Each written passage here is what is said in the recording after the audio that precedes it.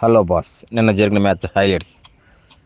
RR చేతిలో చావు దెబ్బతిన్న సిఎస్కే. ఆర్ఆర్ మొదటగా బౌలింగ్ తీసుకుంది. సిఎస్కే టాప్ ఆర్డర్కు షాక్ ఇచ్చింది.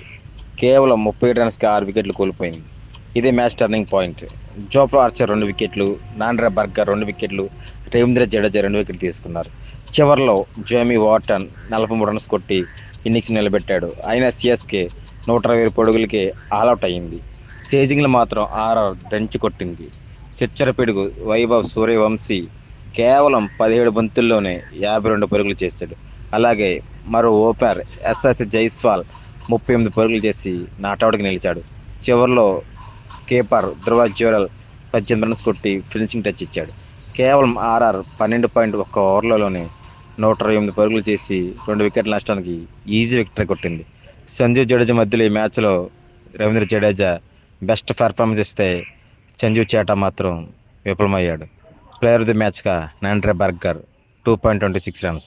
సిఎస్కి చేసిన మెయిన్ మిస్టేక్స్ ఏవో మీ కామెంట్ రూపంలో మాకు తెలియజేయండి. మరిన్ని అప్డేట్ కోసం మా ఛానల్ని ఫాలో అవ్వండి.